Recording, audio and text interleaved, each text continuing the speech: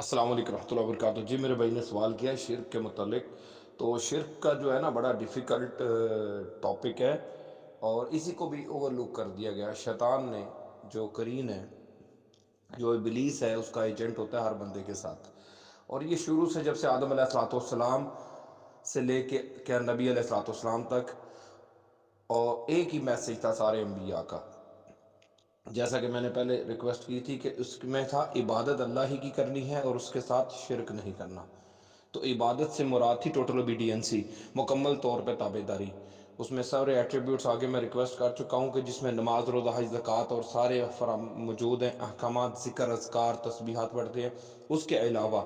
جو عبادت کے ایٹریبیوٹس ہیں وہ مور دین 42 سے زیادہ ہیں، جو کہ قرآن کریم سے ثابت ہیں۔ یہ میں نے بک لکھی ہے، اس پہ مینشن کیے ہمیں، یہ بہت زیادہ اس میں ایٹریبیوٹس ہیں، جس میں سب سے بڑھ کر بھی ہمیں جس جگہ پہ شیطان ہمیں دھوکہ لگا دیتا ہے، غلط فہمی پیدا کر دیتا ہے، اختلافات میں بات ڈال دیتا ہے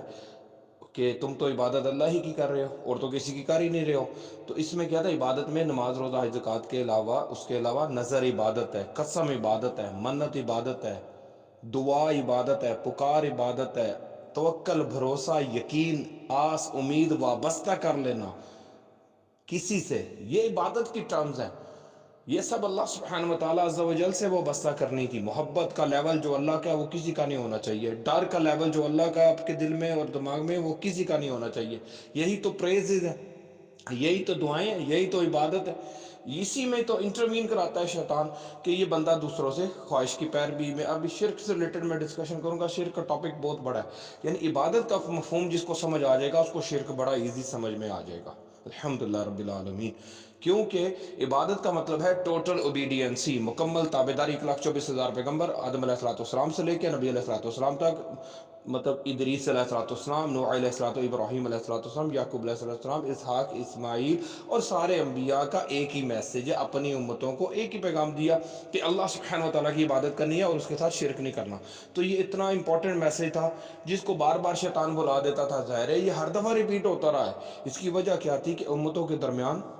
جب انبیاء اور رسول آتے تھے اور چلے جاتے پھر، تو درمیان میں گیپ پڑتا، شیطان ان کو عبادت کا مفہوم، عبادت بلا دیتا تھا اور شرک پہ متعین کر دیتا تھا کہ عبادت کے اندر اس کو شرک پہ وہ ملوث کر دیتا تھا بندوں کو۔ تو پھر نیا نبی آتا تھا، نیا رسول آتا بندوں کو سمجھانے، اور ایک ہی میسج ریپیٹ کرتا کہ عبادت اللہ کی کرنی ہے اور شرک نہیں کرنا اس کے ساتھ۔ تو سب سے امپورٹنٹ چیز ہے، یہ آپ نے مد نظر رکھنی ہے کہ شرک کی بڑی لمبی ڈیفینیشنز جو کتابوں میں موجود ہے، شرک کی قسمیں ہو چکی ہیں، اور پڑھیں اس چیز کا علم، شارٹ کٹ میں علم حاصل کر لیں، صرف انٹروڈکشن کے طور پر۔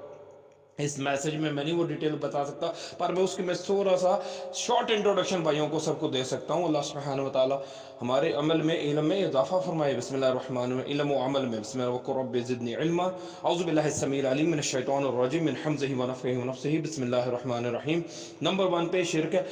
عبادت میں سب سے بڑھ کر شرک کی کیٹیگریز آپ سمجھے کہ ہے کیا، اس میں سے بعد میں کنکلوژن رزلٹ بتاتا ہوں کہ ہونا کیا چاہیے۔ یعنی شرک میں آتا ہے ذات کا شرک، اللہ سبحانہ وتعالیٰ کے ساتھ، صفات کا شرک، اس سے ان کا علم حاصل کرنا ہے، ذات اور صفات کا جزوی شرک کا علم حاصل کرنا ہے، کلی شرک کا علم حاصل کرنا ہے، خفی شرک کا علم حاصل کرنا ہے، جلی شرک کا علم حاصل کرنا ہے، عبادت میں شرک کا علم حاصل کرنا ہے، اعمال کا شرک بھی اسی کے ساتھ ریلیٹڈ ہے۔ تو یہ شرک کی کافی ایٹریبیوٹس ہیں،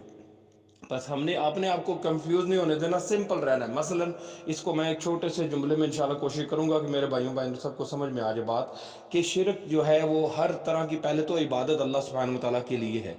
اٹھنا، بیٹھنا، چلنا پھرنا۔ آپ دیکھیں آپ کے آنکھ سے، دل سے، دماغ سے کوئی ایسا ایکشن نہ پرفارم ہو جو اللہ سبحانہ وتعالیٰ عز و جل کے حکم کی خلاف ورزی ہے، تو آپ حسن ظن پر قائم رہے، نفس کی پیروی مت کریں، اور نبی علیہ الصلوۃ والسلام کی اسوہ حسنہ کو فالو کریں، تو ہم شرک سے بچ سکتے ہیں۔ یہ کوئی اتنا بڑا مشکل بھی نہیں تھا، پہلے اس کو تھوڑا سا انڈرسٹینڈ کر لیا جائے، عبادت کے مفہوم کو، اور اس عبادت کے ایٹریبیوٹس میں کسی کو ایز اٹ از ایڈ نہیں کیا جائے گا، سمجھا نہیں جائے گا، اس طرح کا توکل، بھروسہ، آس، امید وابستہ نہیں کی جائے گی، یقین وابستہ نہیں کیا جائے گا جس طرح کا اللہ سبحانہ وتعالیٰ کے ساتھ ہے، اللہ کے حکم کے نیچے رہ کے ان سب کو مانا جائے گا۔ ٹھیک ہو گیا؟ اب یہ سارے بھائی کہتے ہیں نہیں ہم تو نیچے ہی مانتے ہیں، نہیں، ہم نے قرآن کریم میں اللہ سبحانہ وتعالیٰ نہیں، وہی تو مسئلہ ہے، غلط فہمی ادھر لگا دیتا ہے آ کے شیطان۔ بندے کو بلا دیتا ہے کہ آپ نے تو نہیں، آپ تو شرک نہیں کر رہے ہو، آپ تو عبادت اللہ ہی کی کر رہے ہو۔ تو یہ چیزیں انسان کو شروع سے آدم علیہ السلام سے لے کے نبی صلی اللہ علیہ وسلم جتنی امتیں آئیں ان کو یہ 2 پوائنٹ سلپ کرواتا تھا کہ یہ نہیں تم تو ٹھیک ہو، تم تو فالوورز ہو، تم تو نبی کے ماننے والے ہو، آل محمد کے غلام ہو، تم جو ابھی ہمارے ساتھ بھی وہ یہ گیم کھیل رہا ہے، ٹھیک ہے نا۔ ہم نے اس کو سمجھنا ہے، ہم نے شیطان کے جو چالوں کو سمجھنا ہے، ٹریپس آف شیطان سمجھنا ہے کہ کس جگہ پہ وہ وسوسہ ڈالتا ہے، انسان کو گمان میں متعین کر دیتا ہے، خواب دکھا دیتا ہے کہ بھئی یار دیکھو تم تو صحیح ہو، انسان سمجھ بیٹھتا ہے کہ میں ٹھیک ہوں، اور وہ اپنے اوپر قائم رہ جاتا ہے، اپنے بارے میں اس کو جو غلط راستہ ہے وہ صحیح کر کے مزین کر کے دکھا دیتا ہے۔ حالانکہ الحمدللہ رب العالمین ہم نے کبھی نبی علیہ السلام کی اسوہ حسنہ کو اپنی آنکھوں سے اوجھل نہیں ہونے دینا، کبھی بھی ہم نے نبی علیہ السلام کی اسوہ حسنہ کو اپنی آنکھوں سے اوجھل نہیں ہونے دینا، ان کے پیٹرن پہ ہی چلنا ہے، جیسے وہ کھاتے تھے، پیتے تھے، چلتے تھے، رہتے تھے، ٹرانزیکشنز کرتے تھے بندوں کے ساتھ، صادق الامین تھے، ہر طرح کی تابعداری عبادت کہلاتی ہے، اور ہر طرح کی تابعداری میں اسی طرح کا مطلب اس کا جو وائس ورثہ ہے وہ ہے شرک، اس کی خلاف ورزی شرک کی کیٹیگری۔ جیسے قرآن کریم میں آتا ہے کہ نبی صلی اللہ علیہ وسلم کو اللہ تعالیٰ فرماتے ہیں کہ اے نبی صلی اللہ علیہ وسلم کیا تم نے اس شخص کو دیکھا ہے کہ جس نے اپنی خواہشات کو اپنا معبود بنا لیا ہے، کیا تم اس کے ذمہ دار ہو سکتے ہو؟ یہ تو کافی آیتیں ہیں قرآن کریم میں، نفس کی پیروی کرنے کو شرک کہا گیا ہے، ریاکاری بھی شرک ہے، دکھاوا بھی شرک ہے، دکھاوے کی قربانی، دکھاوے کی شہادت، دکھاوے کا ٹوٹل عمل، ریاکاری، دکھاوا، یہ سب شرک کی کیٹیگریز ہے۔ انسان سمجھتا ہے کہ شرک ہم کر ہی نہیں ہے، شرک ایسا جرم ہے جو کہ نظر نہیں آ رہا، سمجھ نہیں آ رہا، اتنا مس انڈرسٹینڈنگ ٹاپک بن گیا یہ کہ شرک کو بندہ سمجھنا ہی نہیں چاہتا۔ کیوں نہیں سمجھنا چاہتا؟ کیونکہ شیطان اگلا گیئر لگا دیتا ہے ہمارا کہ نہیں آپ ٹھیک ہو، آپ تو شرک کر ہی نہیں رہے ہو، شرک تو کافر لوگ کر رہے ہیں۔ نہیں، مومنین میں سے بھی ہے، اعمال کا شرک ہے، عبادت کا شرک ہو رہے ہیں، جس کی نظر نیاز اللہ کے نام پہ نہیں ہے وہ شرک ہی ہے، جو قسم منت اللہ کے نام پہ نہیں ہے وہ شرک ہی ہے، جو دیکھیں نا دعا پکار وہ شرک ہی ہے، پر اس کی کیٹیگری کس میں جاتا ہے؟ وہ خفی میں، جلی میں، جزوی میں، کلی میں، وہ چیزیں ہیں۔ ہم لوگ زیادہ تر اکثریت مسلمانوں کی الحمدللہ رب العالمین کمپلیٹلی اس شرک میں نہیں ہے کہ جس سے ہم دائرہ اسلام سے خارج کریں، بس اعمال کا شرک، عبادت میں شرک وہ تو ہو رہا ہے، پر مسئلہ یہ ہے کہ ہمیں اس پہ استغفار پڑھنا چاہیے،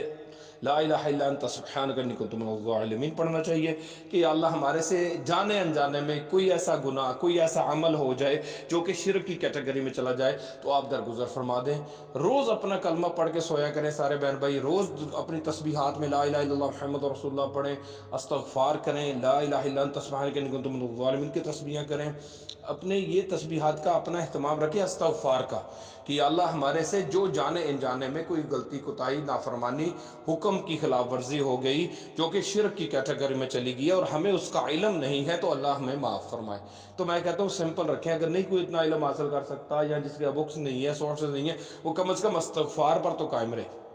اس لیے میں نے سارے بھائیوں کے لیے 7 وظیفے ڈیوائس کیے تھے بھائیوں کو بتانے کے لیے کہ یہ 7 تسبیحات آپ صبح شام پڑھتے رہیں تو الحمدللہ رب العالمین دن میں نیت رکھیں درود شریف کے ساتھ، درود شریف پڑھیں، پر یہ 7 تسبیحات اگر پڑھتے رہیں گے تو الحمدللہ ہمیں شرک سے نجات مل جائے گی اور اللہ تبارک و تعالیٰ کی رضامندی اور خوشنودی حاصل ہو جاتی ہے، اللہ تعالیٰ خاتمہ بالایمان کر دے گا۔ کیا ہے؟ کیونکہ ہر بندے سے کسی نہ کسی لیول پہ کوئی نہ کوئی شرک ہو رہا ہے، وہ عبادت کا شرک ہو، خواہش کی پیروی ہو، اپنی پسندیدگی ناپسندیدگی ہو، کیونکہ جہاں پہ اللہ کا حکم آ جاتا ہے وہاں پہ جب بندہ اپنا حکم انٹر کرتا ہے، اپنی خواہش کو انٹر کرتا ہے تو وہ بھی شرک کی کیٹیگری میں چلا جاتا ہے۔ یہ اتنا آسان ٹاپک نہیں ہے، اس کا بہت لمبی بحث ہو سکتی ہے، اس پہ ماشاءاللہ میں چیپٹر لکھ رہا ہوں ماشاءاللہ، تو اس میں ساروں کی ڈیٹیل واضح ہوگی، بکس میں یہ مینشن ہوگی، باقی انشاءاللہ اس کو میں اور سمرائز کروں گا، پر آپ کو شارٹ کٹ کی بتا دی ہے کہ بندہ استغفار رکھے اور بسم اللہ الرحمن الرحیم 7 باتیں اگر یاد رکھیں تو سب کے لیے بہتر ہے۔ بسم اللہ الرحمن الرحیم 1، استغفر اللہ 2، الحمدللہ 3، لا حول ولا قوت الا باللہ 4، لا الہ الا انت سبحانک انی کنت من الظالمین 5،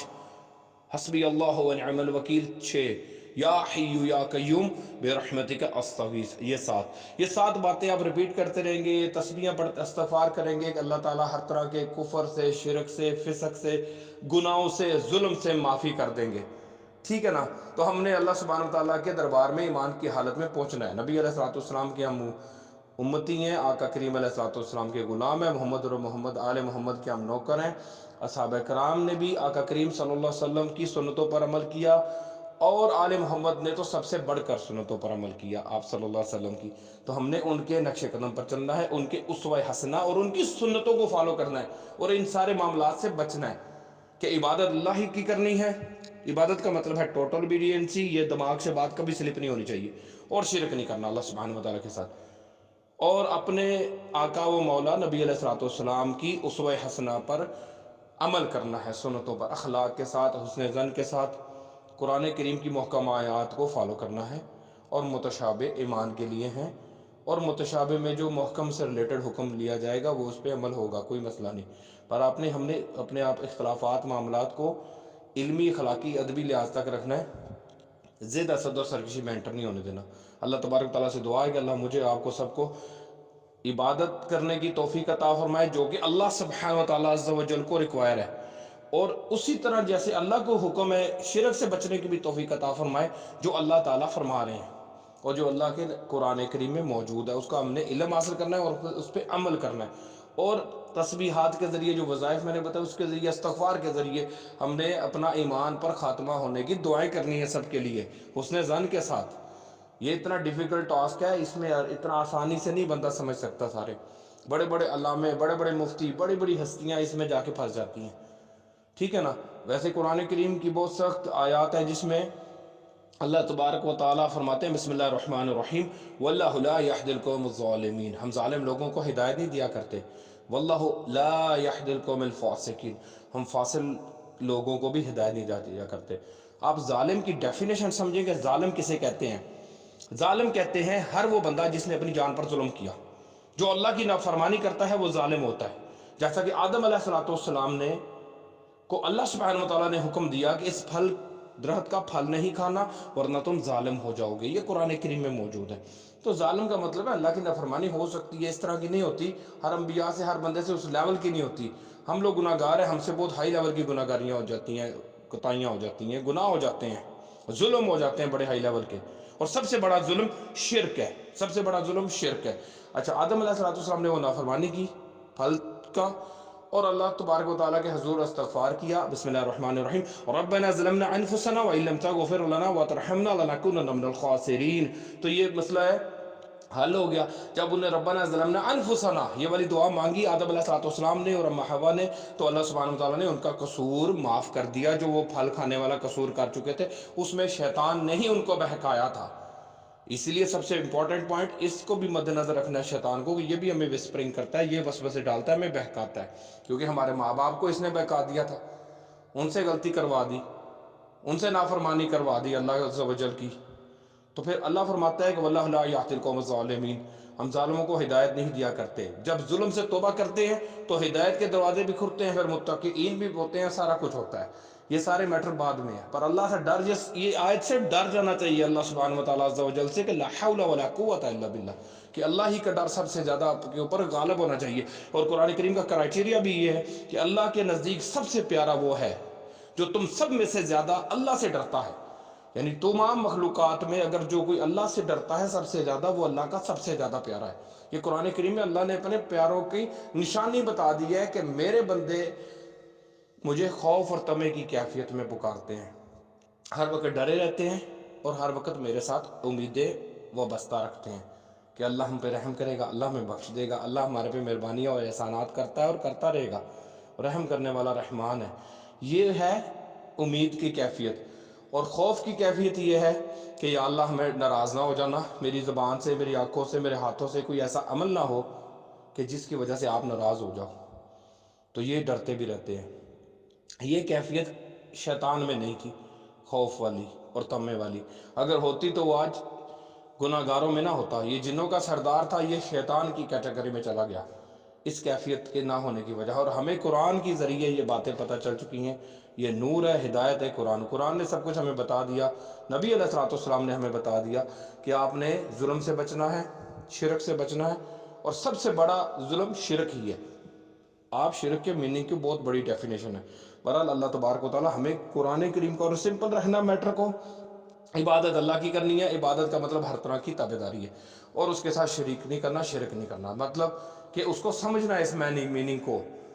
اور ہم نے صرف عاجزی میں رہنا ہے، سمپل رکھیں. میرے حساب سے میں آپ کو سب کو کہتا ہوں، اللہ سبحانہ و تعالیٰ سب کی ساری فرمائے کہ 5 ٹائم کی نماز پڑھیں. ماں باپ کے حقوق، بہن بھائیوں کے حقوق، بیوی بچوں کے حقوق، معاشرے کے حقوق، اخلاق سے نبی صلی اللہ علیہ وسلم کے اسوہ حسنہ والے محمد کے پیٹرن کو سمجھتے ہوئے، ان پہ عمل کرتے ہوئے، درگزر کے ساتھ، عفو کے ساتھ، بھائی چارے کے ساتھ رہیں، اور ایمان کی حالت میں اس دنیا سے رخصت ہو جائے. اور آلویز کیپ کہ حسن زن اپنا دماغ میں ہر وقت بٹھائی رکھیں، ایک سب کے لیے اچھا گمان رکھیں، پازیٹیو تھنکنگ آلویز ہو، تو مسئلہ حل ہو جائے گا. سر کوئی خرابیاں نہیں آئیں گی، سب کے لیے خیر کی دعا. اگر کچھ وسوسہ آئے تو درود شریف پڑھ لیں نبی علیہ الصلوۃ والسلام پر، ان کی آل پہ، اللہ تبارک و تعالیٰ، اور دعا کر دیں سب کے لیے. یہ سب سے اچھے فارمولہ ہے. بس اللہ تبارک و تعالیٰ مجھے آپ کو عمل کی اور علم حاصل کرنے کی اور عمل کی توفیق عطا فرمائے. ٹھیک ہے نا.